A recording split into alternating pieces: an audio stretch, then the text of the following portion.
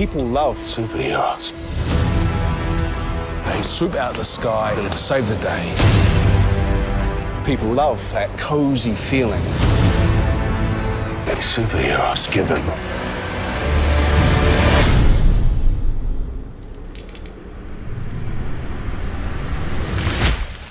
I can't stop. I can't stop. I can't stop. I can't stop. Everyone, and welcome back to our channel over here at Broke Boy Media. Today we're going to be reviewing The Boys. The Boys. The Boys. Season 1, The Boys.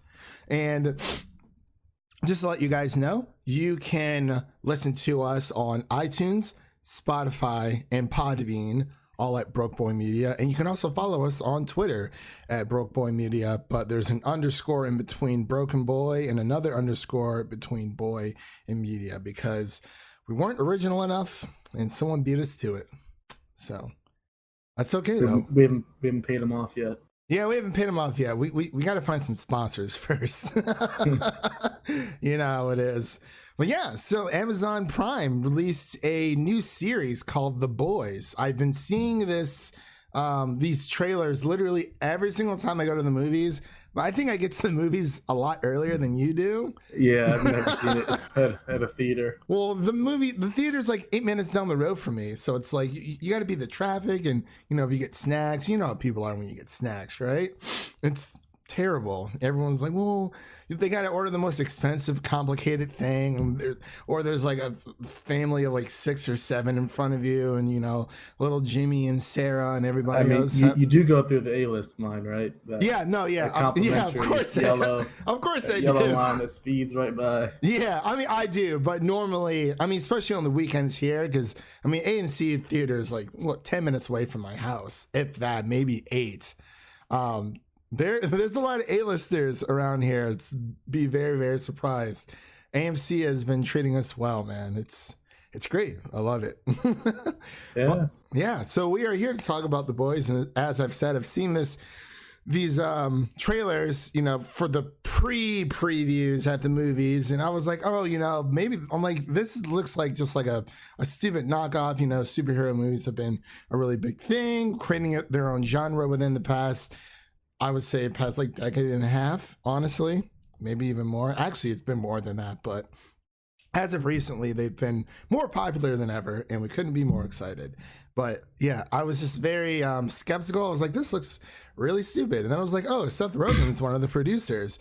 And then you have Evan Goldberg and Eric Kripke, something like, I can't really pronounce his last name. Kripke. Wow, I should have. I'm way off today, but yeah, I was just like, it looks stupid. And then for whatever reason, I really wanted to give it like a watch. And then I texted you and I was like, hey, yeah, I think we started at like around the same time. Yeah. I was like, hey man, I think I'm going to give The Boys a watch. And you're like, dude, I'm already on like episode 2. I was like, crap.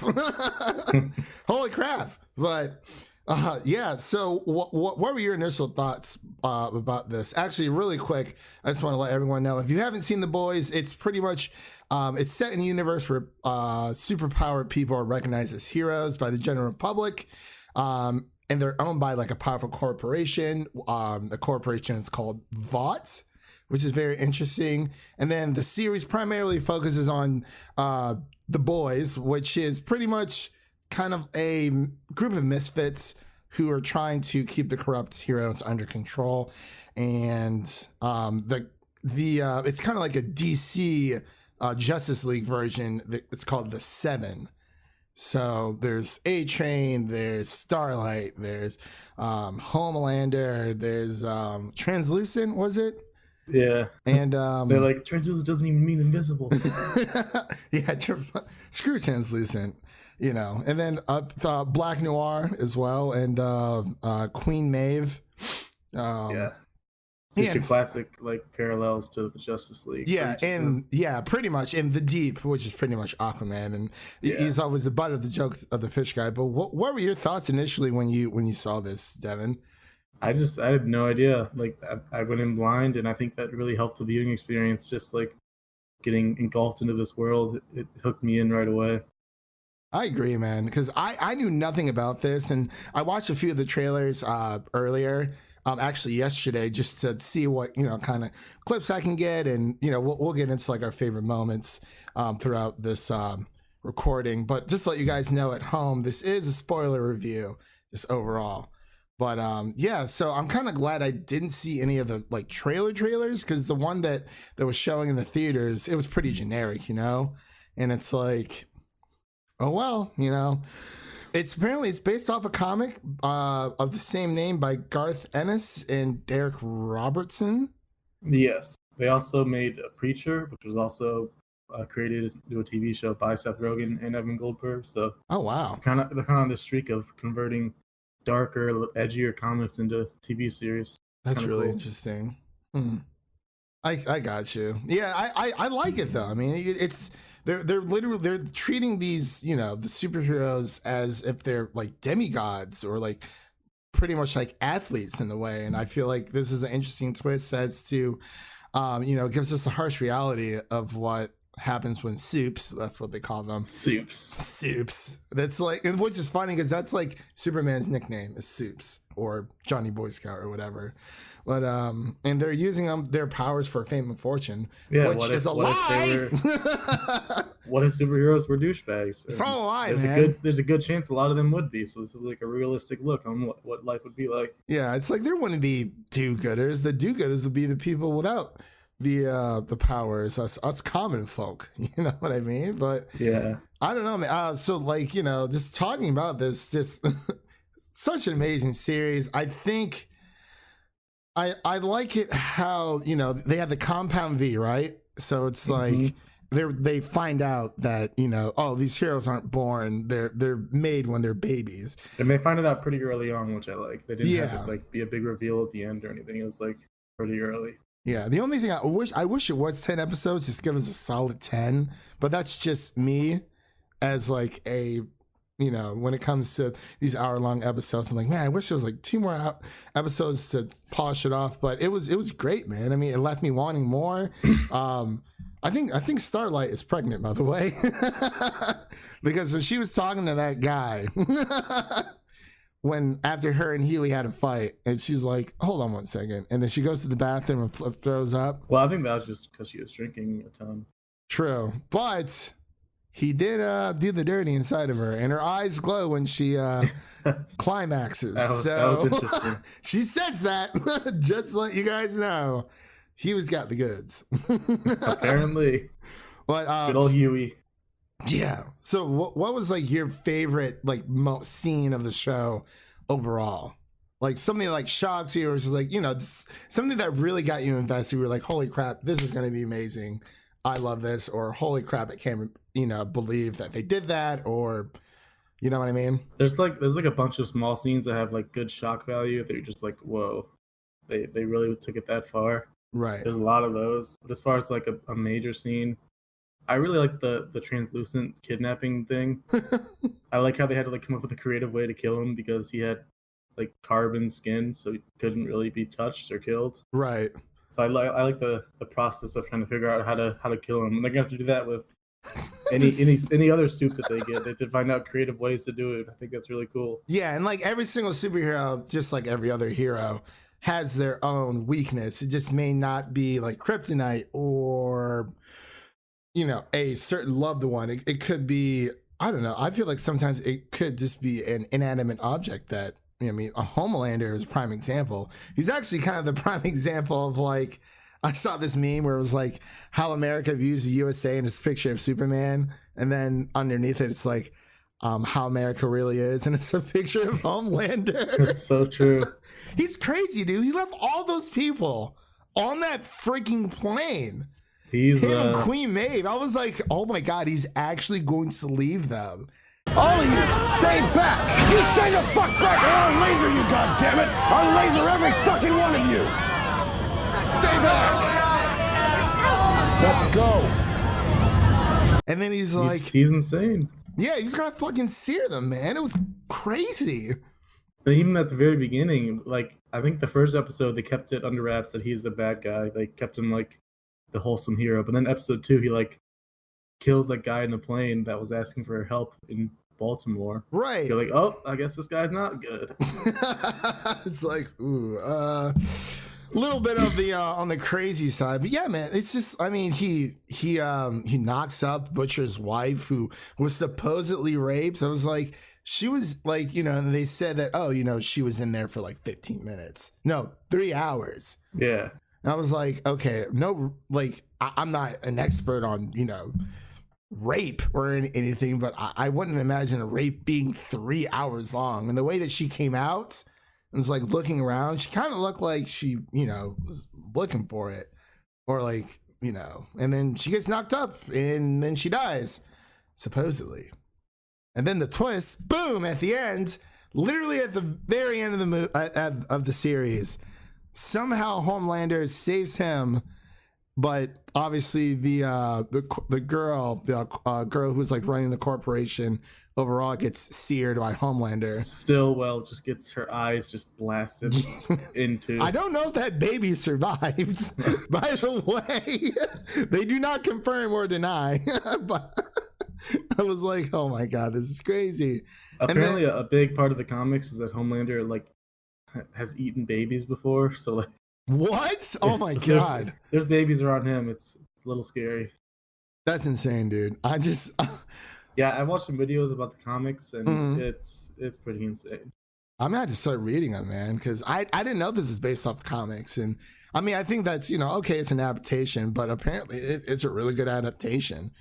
And if any show that can prompt me to read the books or like the original material, go back and like, you know, view the original material afterwards, you know that show is good. Game of Thrones did that for me 100%, and now I'm like a huge fan. I'm like, how did I not know about these books, you know, growing up? They've been around forever, and but I think that's the reason why they, you know, kind of make these adaptations of these stories so that people can go back and, you know, experience them. But oh my gosh, man, I'm trying to think what else. By the way, who's your favorite character in the series? My favorite character? It probably was Butcher or the female who was a part of the boys, honestly. Yeah, she was, huh? They found out her name was Kimiko. Kimiko, yeah. I think her code name was like the female or something like that. But, well, that was like her official name. But yeah, Kimiko. She was really cool. And I mean, I like, as much of a prick that Butcher was, I liked him too. Karl Urban is so good. Even though his accent's like, changing somewhat. Sweet potatoes are done. No. I'll come here in a second. It's all good. Billy Butcher. Billy Butcher. I'm gonna kill some soups. He's like, come off it. His little sayings are so funny. Yeah, apparently he's New Zealand. He's from New Zealand. Yeah, he's New Zealand, and so is the actor who plays Homelander. And A-Train. Is he? Yeah. Found that out on the Weekly Planets. Listen to my Australian boys over there. Yeah, I know Anthony Starr and Karl Urban, but I didn't know Jesse T. Usher was. Okay, I got you. So who was your favorite character so far? It's Billy Butcher. He's just, even though he like manipulated everybody throughout the whole series multiple times, he's still just so cool. You know what? I'm changing my mind. It's Robin. She's my favorite. Robin. She has the least amount of lines than anyone. Actually, that's not even true because Kimiko has the least. Has like almost no lines. She can't talk. Well, she probably can. I don't know what's going on with her, but I like how the fact that now that there's like these super terrorists because A-Train and oh my gosh, Popclaw, totally forgot about her. I liked her as a character. As crazy, as sex crazed and much of a drug addict as she was, I absolutely loved her. It was amazing.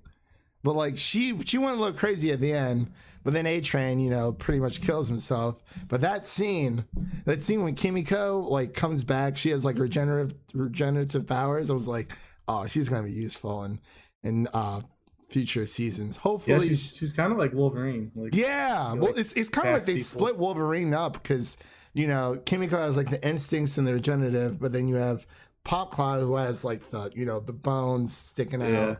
Type thing, which I kind of likes because it's like, I mean, no idea is original, to be honest. It was like, oh, it was just a knockoff of Wolverine. Well, I mean, there's Aquaman and there's Namor. Namor is literally the Marvel version of Aquaman. So it's like, come on. And apparently DC has like their own version of Spider-Man. I think his name is like Sideways or something. Doesn't necessarily look like him, but he wears like this purple getup and not necessarily the same powers, but kind of acts like Spider-Man in a way. But so I also liked Simon Pegg as Huey's dad. Yeah, he was the only person I recognized out of everybody, which was fun fact. Actually, the Huey character in the comics was modeled after Simon Pegg. Oh, really? That's funny. So like they wanted him to be in the adaptation, but he's obviously a little too old now, so they just had him be the dad instead. That makes sense. Okay, I like that a lot. But yeah, just going back to my point where this show is not for children. It's literally on the edge of being edgy, but it's not for a lot of adults too. Like it is. That is very true. Like a lot of adults will probably turn away from this. Like honestly, like if you can't handle Game of Thrones, you're not going to be able to handle this kind of like blood and just the language and everything that they use literally before every single episode too, because I don't want to see people complaining out there saying, oh, you know, they should have warned us about, you know, the adult content and the sexual themes and everything else. It's like it's all there before every single episode, so Amazon has that covered. But the show it's edgy, but it's not super edgy like Titan season 1 where it's like fuck Batman. Yeah, it's not like forcibly edgy. Yeah. But what I really liked, which I think they did a good job of, I didn't have any compassion for any of the 7 minus Queen, Maeve, and Starlight. I mean, Starlight, obviously, you know, she's trying to become her own person and she's doing the right thing and she's kind of like the sound one in the group. But yeah, it's a great show, man. And everyone else out there, I think everyone should watch it. If you're into superhero movies or just superheroes at all, or even if you're tired of superhero movies, this is perfect for you. Like if you're tired of watching them, this just flips it on its head. Right, like it takes a different approach from the whole superhero thing. Not everyone's a do-gooder, and it just. Whew. But you know what's really? I think one of my other favorite scenes is when Butcher grabbed the baby, the laser-eyed baby. It was like, yeah, that used it as a weapon. That was sweet. When they were trying to escape, he was like, "Watch this night." It was great, man. Oh my gosh! And I'm trying to think if I had any other points here. Wishing it was 10 episodes. I already saw that.